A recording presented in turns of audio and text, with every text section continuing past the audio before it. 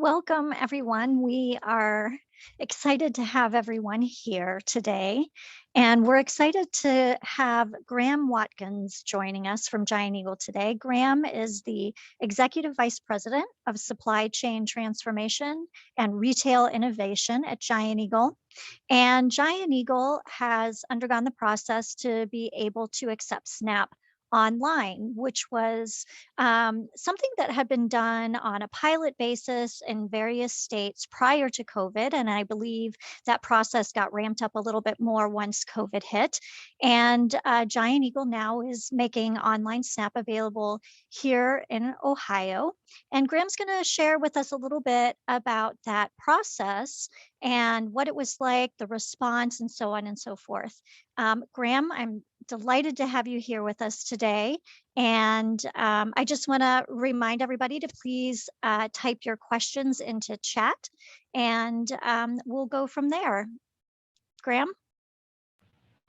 Thank you very much for the introduction, and really happy to get to share what we've done in the space, as well as answer questions and whatnot as we go through it. So I'll walk us through a quick presentation that I put together that shows sort of what our journey has been like, and then hopefully that'll spur some questions and comments from people. Can everyone see this screen right now? Yes. Okay. All right. So Giant Eagle has been involved in what we would generally term as food insecurity for a long time. We're proud to say that in the last year, we've delivered over 37 million meals. That typically has been done through partnerships with local food banks in a number of different ways. We run register campaigns across all of our markets every year. We do a lot of food donations, so food that might be going to expire, going to become close dated. We make direct financial donations to Food Bank, and then support a lot of organizations like 412 Food Rescue, push our team members towards volunteerism and things like that. All of those efforts, enabled us to hit this big meals goal in the past year. But we've spent a good bit of time in the past year also thinking about, besides financial commitments, besides donations, what could we be doing? And we really started to think about food insecurity and food access.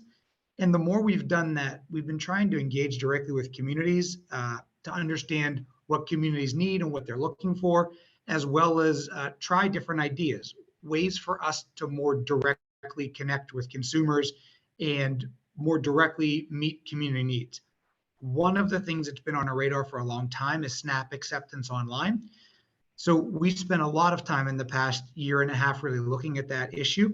And so I'll take us through today a bit about how that part of the journey is really gone in the past, say, year and a half, what we've learned from it, what we could share with others, and what the responses look like. So I don't think this is a big surprise to anybody, but the pandemic has massively accelerated the growth of online grocery. So this is a chart about what Giant Eagle's growth looked like. We had what we would have generally considered really strong positive growth well before the pandemic. But you can see in this time that looks like March till May of 2020, just explosive growth in online grocery. It tailed off a little bit after that, but then came roaring back last winter.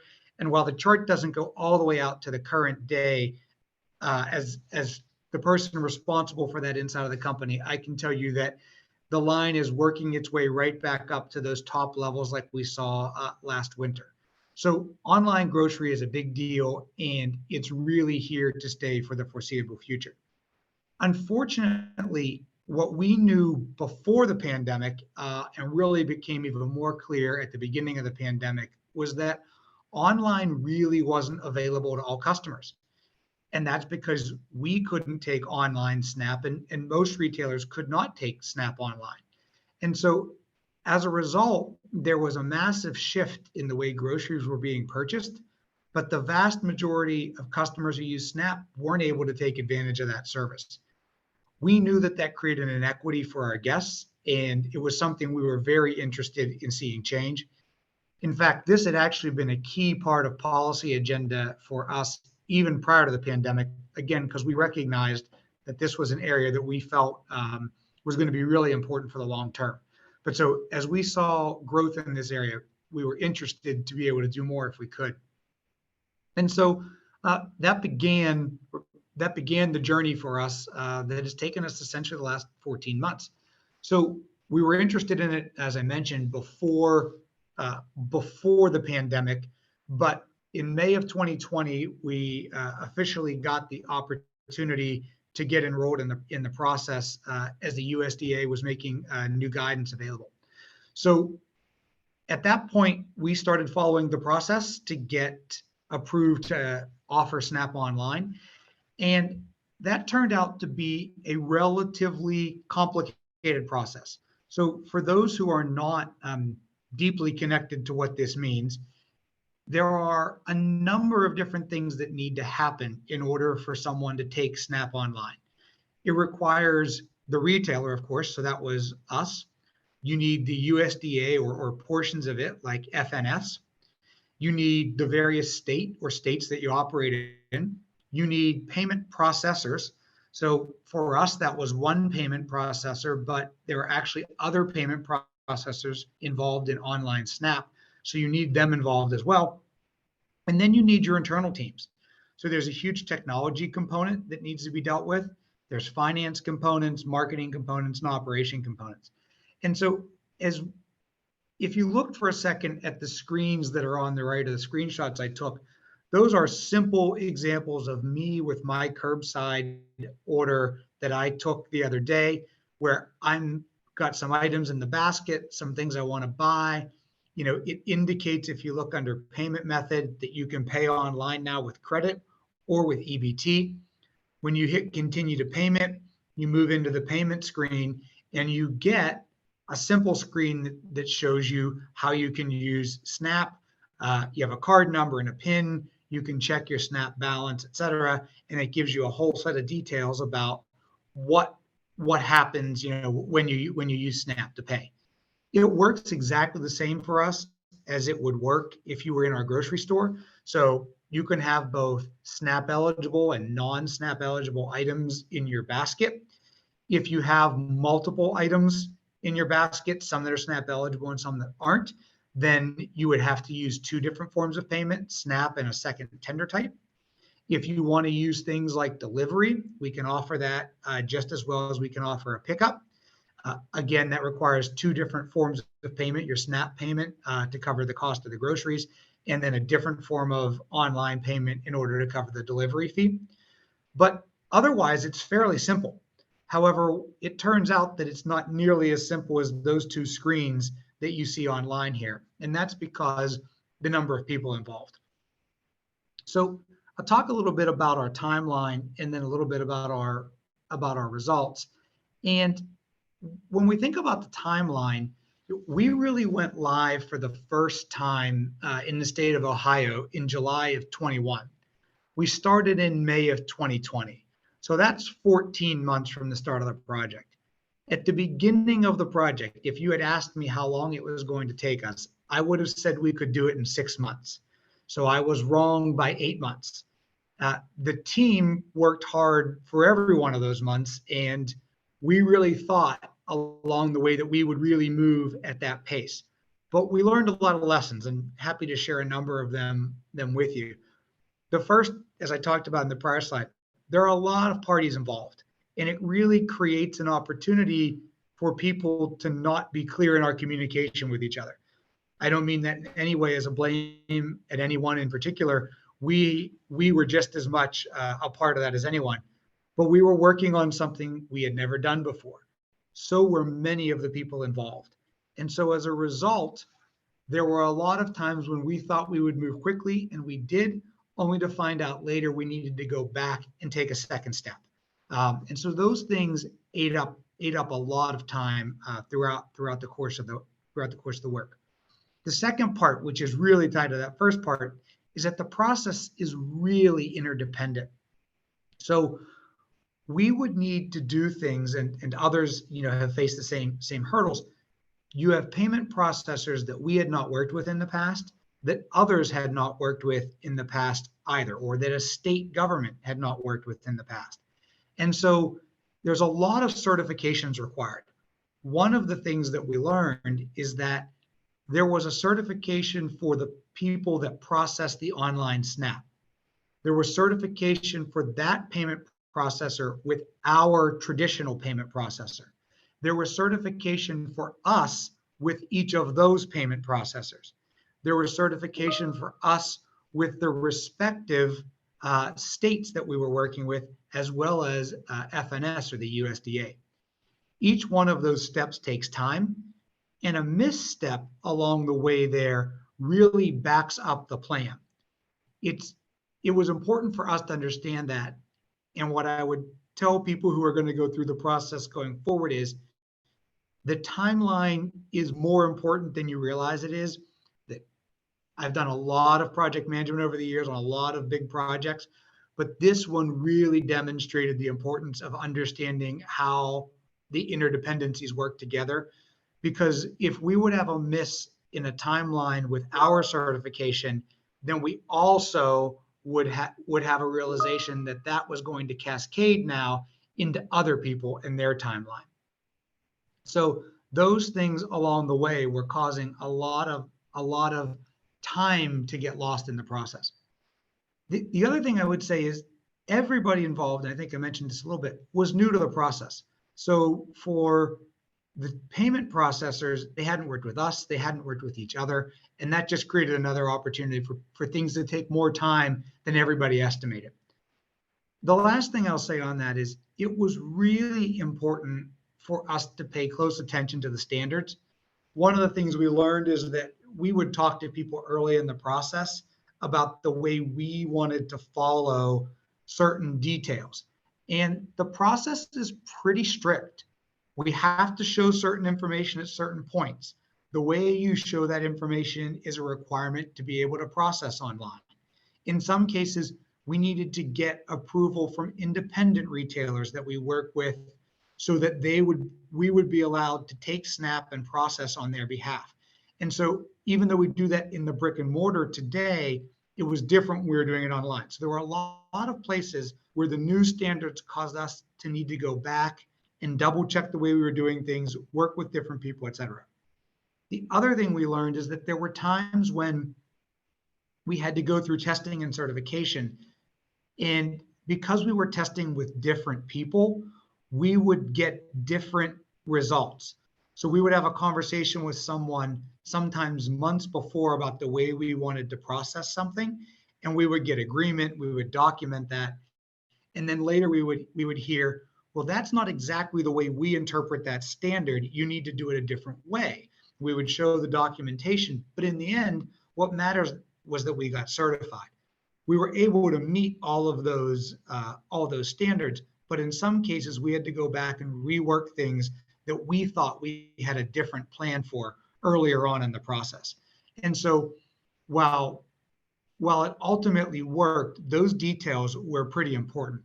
And there were details that were bigger than what I would have imagined at the time. And so if I jump back a slide as an example, it was a requirement to have SNAP balance checks.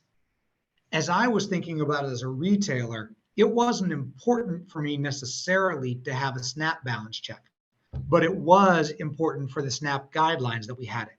So that's a piece of functionality that when I thought we could get this done in 6 months, I wasn't taking into account things like balance checks. There were other things around the way we dealt with confirmation emails, cancellation windows, technical details like how do you show pricing when you're selling items that are sold by the pound. So even though you say you want a pound of it, I don't know exactly what we'll be able to pick. It might be 1.1 pounds. It might be 0.9 pounds. We needed to have an ability to deal with those kind of tolerances. All of those details, the guidelines cover, but it took us some time and a work from engineering to really deal with those kinds of things, to bring those screens to life. But so now that it's been out there since July, I think we've been pretty happy with the results. So we've seen about 5% of our online grocery transactions using SNAP now. we've done that with really a low amount of marketing. The only real marketing we've done is to make a mention of it in our circular. And of course, you can see it if you get into the experience itself, but you don't really see that until you get to the end of the experience. So over time, we'll look for opportunities to market this more in a bigger way than we have to date. But so with very little marketing, we've gone from what was 0% of transactions in the middle of July to 4 months later being 5% of the business. So I think that's fairly significant, given the relative lack of visibility there is to it. Secondarily, I think there's been really high satisfaction with customers, and I made some notes on the right about some recent ones, and I'll talk to that in a second. But we've seen good feedback from guests, and we think that's important. I think the other thing for me is, as somebody who's been working on online grocery for a long time, is that online grocery really comes to life, not online, but in the way that you fulfill in the store. So it was really important that whatever we did to make online SNAP work, it needed to work really well for operations. It couldn't be different when it was an online SNAP order versus any other order.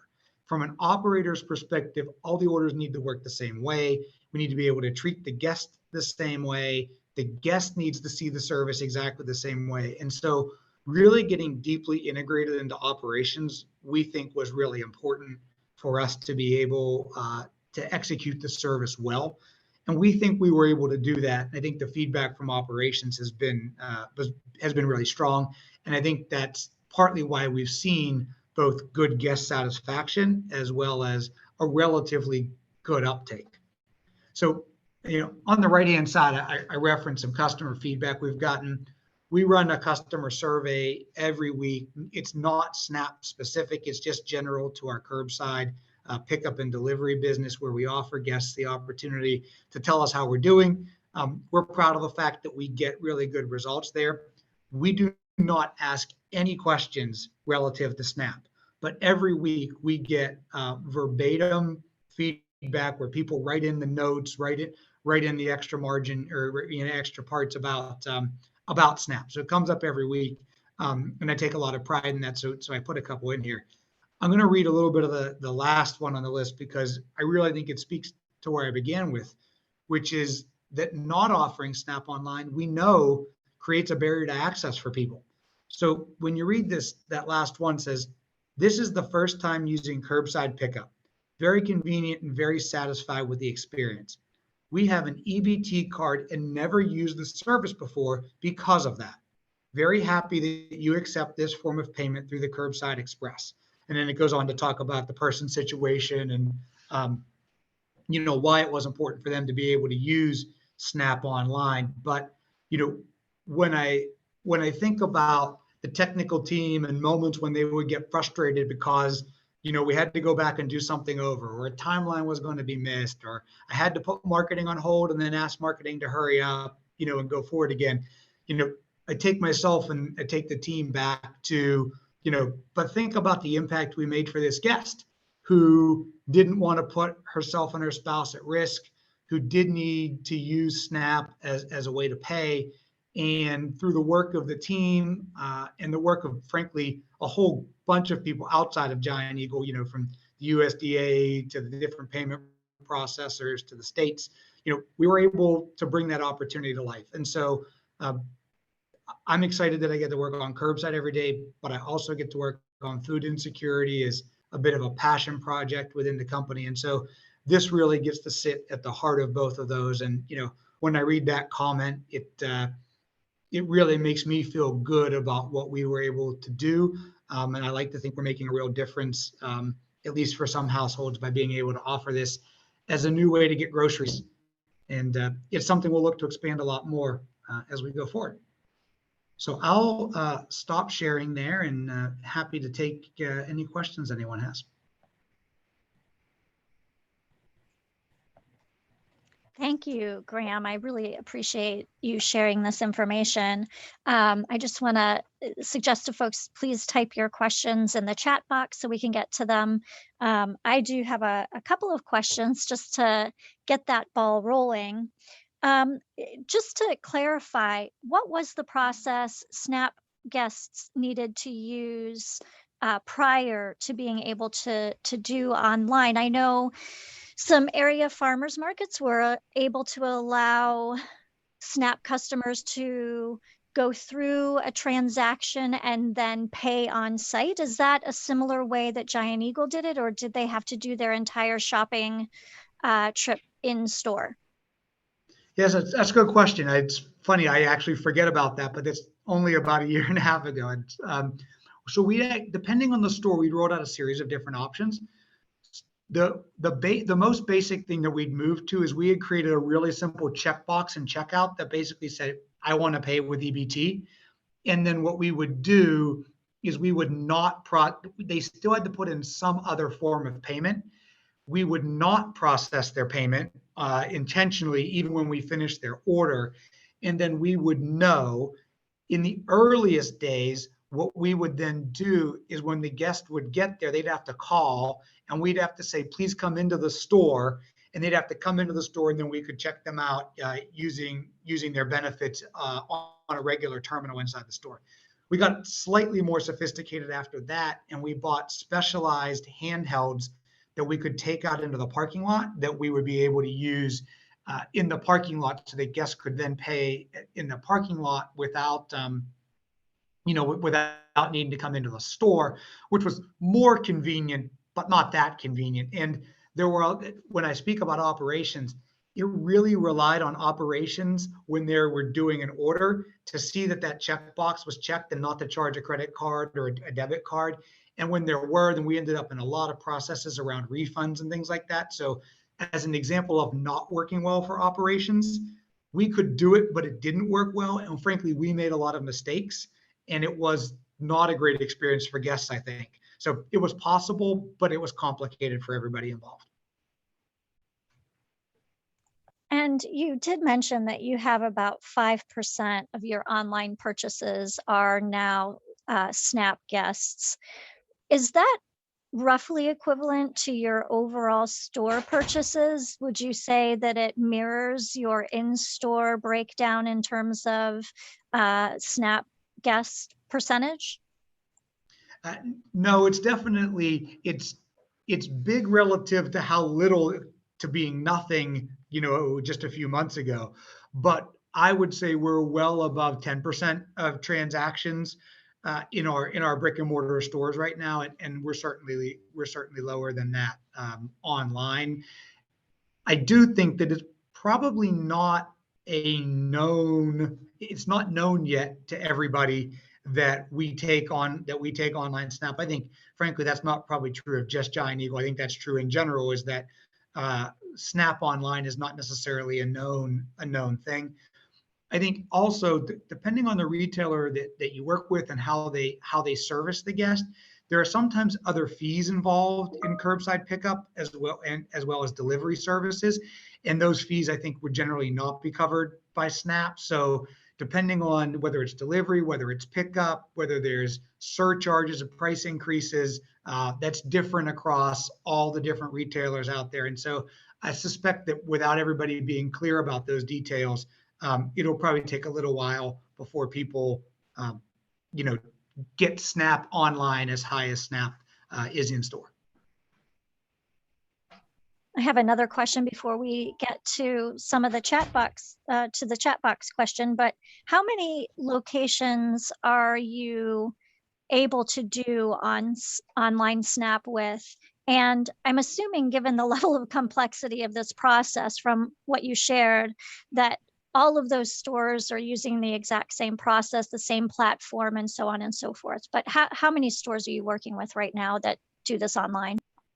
Yeah, so we're doing it in 114 stores now. So it's a little over 50% of the total chain. That's not just in Ohio, that's across our entire operating area. And in general, the upside and the downside is that we built the technology, took a longer time, but we built it so that it works everywhere. So no matter what we do going forward, it will work. So whether we're trying new concepts like we'll call pickup points, where we're doing neighborhood drop-off locations, it automatically works there. if we open delivery in a new area, it automatically works there. We're offering some free delivery pilots in some cases, it automatically works. So the upside is longer to build, or the downside longer to build, the upside is it's going to work everywhere we open curbside on a go forward basis. This will be part of it. Great. And you said that was 50%, over 50%, not 15, correct? Yeah, over 50. Okay. Yes. Yeah, I'm not doing the exact math, but it's more than half of our locations. Great. We have a question from Michelle. From a technical point of view, as well as a guest-centered approach, she's happy to hear what you shared. Do you have a sense of whether smaller operators might have the ability to incorporate Snap Online, and if there's any other advice you'd have? And she's also curious about what your delivery fee is. Sure. So I don't know all of the details. We do all of our payment processing in-house. So for us, this was an internal project. Depending, obviously we have partners involved in that, but we do the online processing. I know actually from being involved pre-pandemic, there are some very small retailers. I actually think it's in Alabama is where this began, was a small regional grocery. I can't remember the name, but maybe someone will be able to help me who might be on the call, or if not, I could follow up later. They are a much smaller retailer that they did not do the technical work in-house. They actually, there are a few companies that are doing this sort of technical work, integrating with these payment providers, and then essentially executing the online payment portion. So there would be ways where you could run your own online website and then pass to a payment provider who is now certified to do this. I think if I were a smaller retailer, that's probably the approach I would take. That doesn't mean it's a no work project, but I think it probably simplifies the work. And so that's how I think I would do it. And then right now we are charging $9.95 for delivery.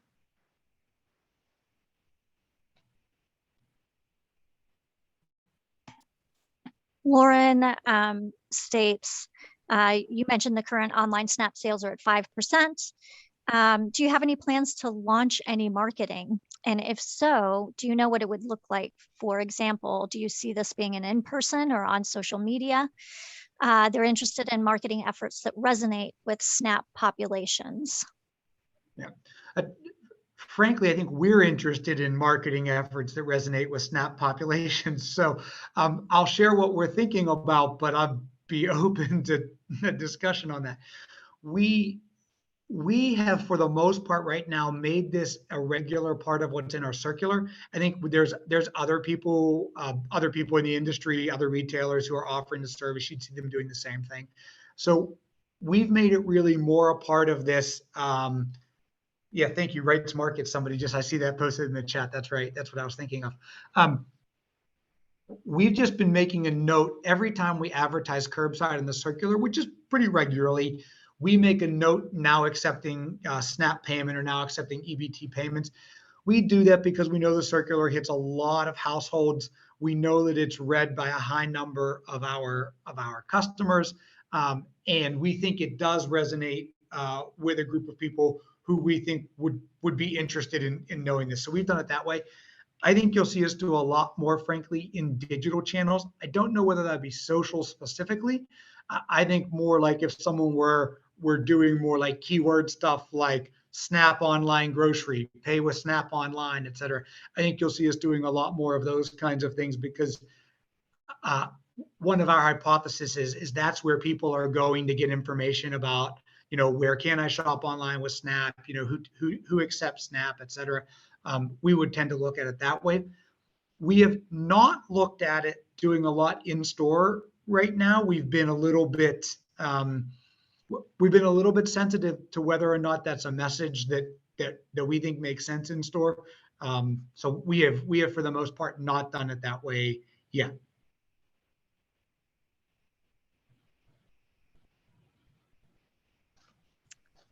So in thinking about the process that you went through, a 14-month process, I know even becoming SNAP certified as a retailer is a complex process. Do you think the process made sense in retrospect? Or do you think that there were some redundancies or things that you feel were not necessarily needed? Or do you see some other things that might have been helpful throughout the process?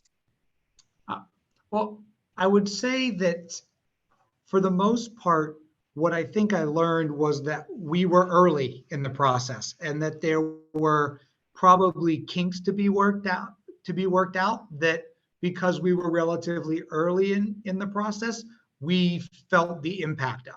I suspect that that's less true of people that would go now. I think a good example of that is some of these payment provider certifications and things like that are required now or required to do this.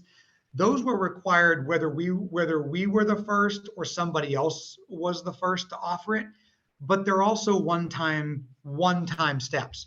So getting that payment provider certified with the state of Ohio is complete. So somebody else coming behind, that's a step that they don't necessarily face. It arguably wasn't our step either, but it was a step that we were dependent on. So we thought about it as part of our project. So I think that's a piece that frankly is behind. I saw a stat the other day that's 48 some states now or something like that are able to accept SNAP online. So presumably this is a barrier that's broadly crossed now for people that would try in the future. So I think that is a big thing. In terms of whether or not the process made sense, I think it did for the most part. If I look at it, I don't think I could say, well, that step doesn't make sense. There were certainly times when I felt like everybody was doing it for the first time, and as a result, you could say, well, if we had known you were going to ask this, we would have, et cetera. But the reality is that's what it is to go through a process for the first time. And I think, all things being equal, it worked reasonably well. And, we were able to get it done as quickly as we could. So.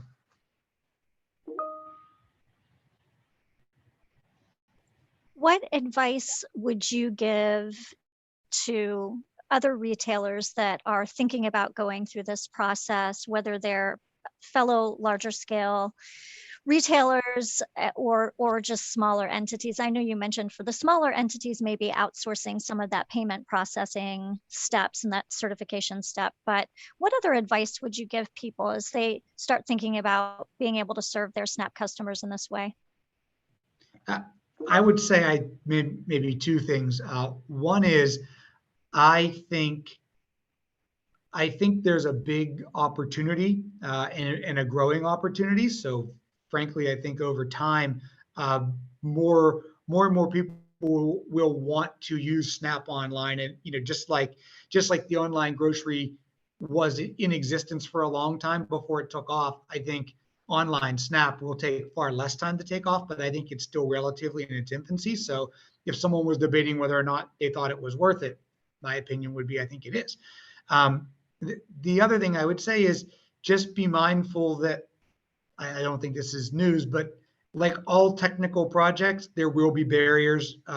You'll find things in testing that you don't expect, and there will be details that everybody overlooks that turn out to be relatively important.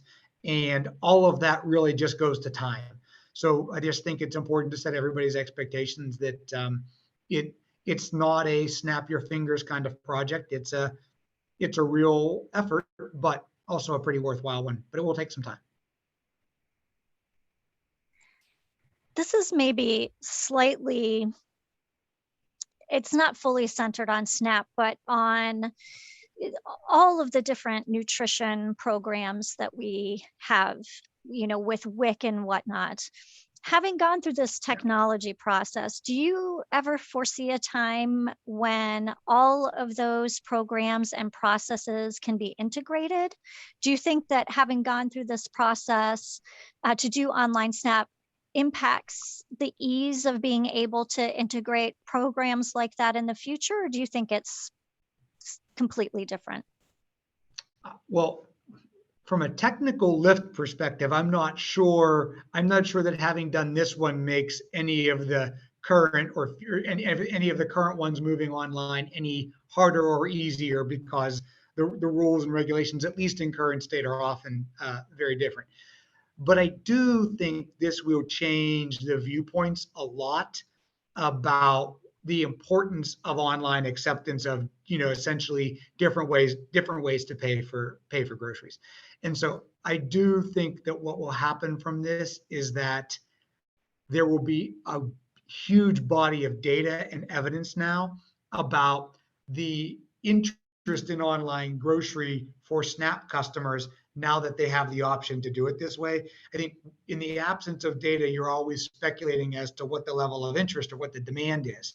I think we're going to find the demand is actually quite high, and that it will be a triggering moment to say to people, there are other programs that have not come online as much as they ought to, and now seeing what the demand is, consumers frankly will demand that things move online because they'll want the convenience, and I think frankly the access. So for a lot of people, the ability to get groceries delivered, even at $9.95 or whatever the different cost, regardless of who's serving it, that still may be cheaper and far more convenient than the combination of um, various different services someone needs to use now to get to and from the grocery store. And those are things that they're paying out of pocket for right now. It may be that delivery is actually all in a better price point. Delivery costs continue to come down. If you look at the market, you'll continue to see that. So I think online SNAP is going to be a bit of a trigger point or a tipping moment where it'll drive a number of other programs to see the reality that it's time to move online or into digital more broadly.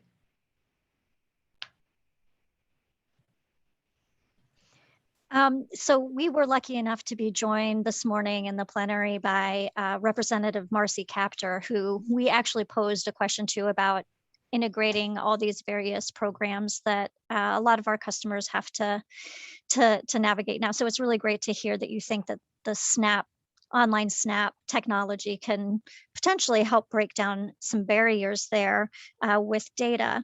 I'm wondering if you having gone through this process, if you have any recommendations for policymakers or advocates, people who are doing advocacy around this, as this process is reviewed, as the data comes in, do you have any recommendations on how to improve this work around food insecurity and access to being able to do online purchases and so forth? From my perspective, I think the story will be in the data. So I think if I were advocating for this or a policymaker, I think the first thing I would do would be no different than anything else I wanted to launch in a market. I would want to talk to the consumers. But so as recently as 4 months ago, the 5% of people who are ordering their groceries online and paying with SNAP weren't doing that. So what was their solution before, and why have they chosen this solution? And we'll know more in a few months, but presumably we'll start to see a lot more repeat guests and things like that. But I think that's where the immediate evidence will be to suggest that this, people are voting, if you will, with the way they spend their time and their money, and they're telling us, I think relatively quickly and convincingly, that this is something that they're interested in. And so I think I think that's the first thing, if I were an advocate or a policymaker, I'd look at was, what are people telling us, and what does the information tell us? I think the answer is that there's interest here. I think the second thing that then I would be asking as an advocate or a policymaker is, where has online payment and then the ability to use this payment in online services, where has that made it easier to solve a food insecurity problem? What other mechanisms do we have in food insecurity that have not progressed to this level yet that now could, right? So, WIC as an example is not yet available to be leveraged online. Could it be? What would it mean for it to be? And how would that work? And so I think that's the second thing I would be looking at is, what other programs are out there, and how could policies be adjusted or adopted differently that would leverage online models to frankly better meet needs. I am confident from some other work that we are doing that some of the changes in the way that online and digital work might change the way we think about food insecure areas, areas that have low access to food, or at least good quality food. And I think there's a lot of opportunity to really look at digital fulfillment methods as a way to bridge some of those gaps that we've had a hard time bridging in the past. I'd look at how payment vehicles like online SNAP combined with things like delivery are new ways to do that. And so I'd look to policy potentially as a way to help continue to move that forward. One question in the chat box is, could legislators call for a report on the use of Ohio Online SNAP to gather data on online purchases and healthy food sales? I certainly think that they could. I think that there is relatively less data yet, but before long there will be a good bit of it, and I think that would be a good approach. I think there will be a lot of evidence within it. I'm really curious, as part of this online SNAP process, do you have any data reporting requirements to FNS or anything like that? I know I did go through the process as a farmers market manager, and we were required to, collect and report data on SNAP purchases at the farmers market. So I'm very curious if you have some sort of similar requirement with this online SNAP or not. Yeah, we do have a full set of reporting requirements. For us, the way we process the payment, it ultimately ends up going through the point of sale like every other SNAP transaction in the store would. So ultimately, it'll roll up into the full set of reporting that we do, but we are able to pull it out and provide the reporting that's required.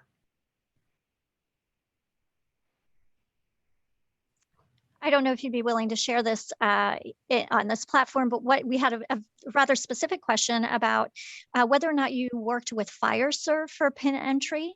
And if you did, if there was a particular point of contact that you would recommend working with there.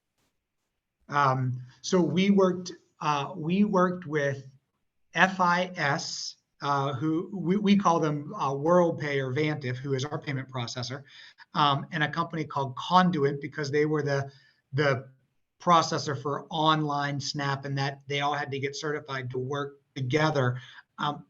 If someone has a specific question about points of contact and things like that, I'm happy to make an introduction to the right people, or get you with the right technical person on my team who would be able to give you the contact. So Beth, if someone reaches out and you want to share my contact information or something like that, we can get you connected to the right people within those organizations.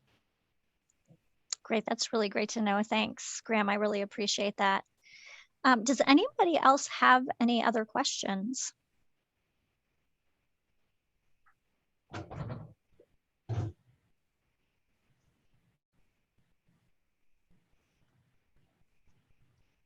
Is there any other information that you think it would be relevant to share at this point, Graham? I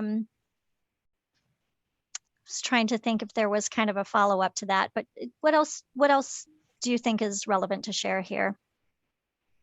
I